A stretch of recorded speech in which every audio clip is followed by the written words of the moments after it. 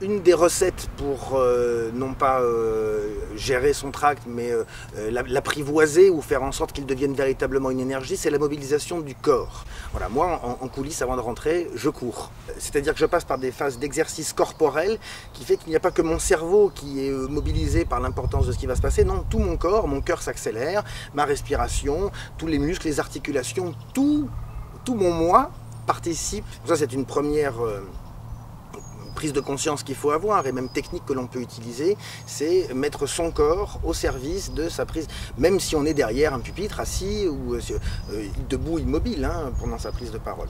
Mais il faut quand même que le corps ait participé.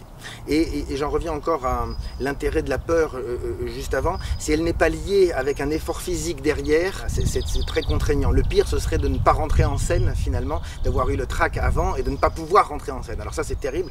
On peut même développer des cancers avec ça, parce que l'énergie resterait. Et au contraire, l'idée, c'est d'être mobilisé avant, avec ce petit stress, pour passer à l'action. Donc l'échauffement en coulisses avant la prise de parole me paraît ultra nécessaire pour avoir cette énergie du trac, et en même temps qu'il ne soit pas inhibiteur, qu'il ne soit pas réducteur.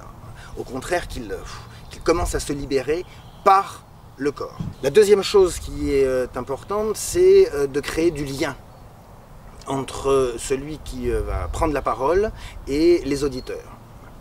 Alors ce lien existe de mille et une façons différentes. Pour en parler de la scène, voilà, c'est très différent quand on fait un stand-up, que la lumière est allumée dans la salle, qu'on voit le spectateur, qu'on voit ses réactions et qu'il y a un véritable lien visuel qui se crée. C'est différent avec, par exemple, les spectacles où il y a ce fameux quatrième mur du théâtre, la salle est éteinte et on ne sait pas véritablement à qui on parle. Néanmoins, le public joue toujours un rôle, renvoie une balle par des soupirs, des rires, des petits bruissements. C'est toujours un lien qui se crée, et je pense que ça peut faire partie des défauts du trac inhibiteur, de se refermer sur soi.